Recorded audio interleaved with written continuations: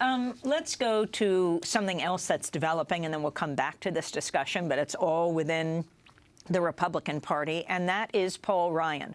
Paul Ryan is about to be named the House Speaker, and this is after a tremendous amount of controversy.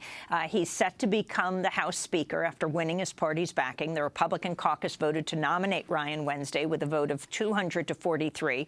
Ryan replaces John Boehner, who announced his resignation last month after a lengthy dispute with far-right members of his own party. The Tea Party Freedom Caucus had threatened to hold a no-confidence vote amidst disagreements with Boehner over negotiating with Democrats and how to use the Republicans' House majority. Boehner was pressured to take a more confrontational approach with the White House and congressional Democrats over issues including government spending, immigration reform, Obamacare, and abortion. Speaking after Wednesday's vote, Wisconsin Congressmember Ryan vowed to turn a new page. This begins a new day in the House of Representatives.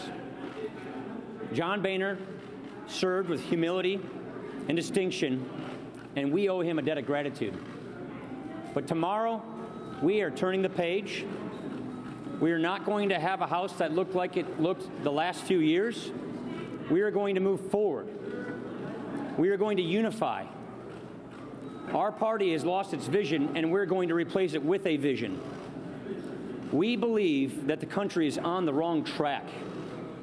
We think the country's headed in the wrong direction, and we have an obligation here in the People's House to do the people's business, to give this country a better way forward, to give this country an alternative. We are going to respect the people by representing the people. Despite promising a new chapter, Ryan stands to benefit from Boehner's final bipartisan compromise. On Wednesday, the House approved a bipartisan budget deal that would raise the nation's debt ceiling. If given final approval, the measure would avoid a federal default and reduce the threat of a government shutdown by the end of the year. A majority of Republicans opposed it, but Boehner gathered the votes of 79 Republicans to help Democrats push it through.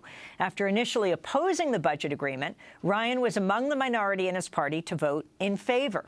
By avoiding a default, its passage likely spares Ryan a major crisis in his first weeks on the job. Ryan's ascent to the speakership caps a process that began with him saying he didn't want the post. But he came under intense pressure from within the party after the initial frontrunner, Kevin McCarthy, appeared to confirm Republicans pushed a Benghazi investigation to harm the political chances of Hillary Clinton. Ryan agreed to run this month after outlining a series of demands, including the support of all Republican factions and assurances he won't lose time with his family. Critics have noted Ryan's record of opposing policies that help low-income parents spend more time with their children, including paid parental leave. In his stints as chair of the Ways and Means Committee and the Budget Committee, Ryan has been known for crafting sweeping budget proposals that target public spending, cut taxes for the wealthy, and impose deep budget cuts. He's been on the forefront of efforts to dismantle Social Security by putting senior savings into risky Wall Street investments. Over the years, Ryan has not only pushed for privatizing Social Security, but also dismantling Medicare and slashing funding for Medicaid. He was the vice presidential nominee on Mitt Romney's failed presidential ticket in 2012. So, David K. Johnston, could you comment on this, Paul Ryan being nominated and becoming the House Speaker? Well, if he can bring together the House, which I find beyond belief it could happen given the roughly 40 members on the Republican side who are there's a form of anarchists, basically. They don't want to have a running government. But if he can bring them together, his political stock in the future is going to rise tremendously. He had the best job in Congress, frankly. He was head of the Ways and Means Committee and was setting out to put in place his budget, his tax ideas, which are essentially based on what I call one-sided accounting. You know, we count the reduction of money, we magically make all the problems that causes disappear. So I think this will be a great test to see if he can actually pull together the internal contradictions going on in the Republican Party between the ideologues and the practical people who are the party of business. You had a lot of bashing of the deal last night in the debate. John Nichols, you're from Wisconsin, so is Paul Ryan. Talk more about him. Well, Paul Ryan is the best actor to rise within the Republican Party since Ronald Reagan, and he is a performer. People should understand that. The start of the week, he criticized the budget deal, in fact, said it stinks. And then the next day, he was voting for it. Paul Ryan is a masterful performer. He can tell conservatives he is a conservative, and he is a very passionate social conservative. That's important to understand. He can tell moderates that he's able to work with people. He can charm the media with very congenial appearances.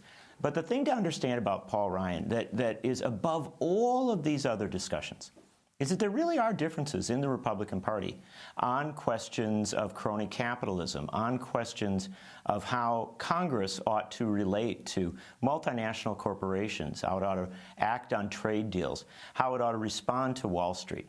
The bottom line with Paul Ryan, who is a career politician, he's been on Capitol Hill as an aide and then a member of Congress for a quarter century. Looks like a young guy, but he's been there since George H.W. Bush's presidency. The bottom line on Paul Ryan is, no matter what the issue, he will ultimately end up carrying the water for Wall Street and for multinational corporations. That is his great passion. It rises above all other issues.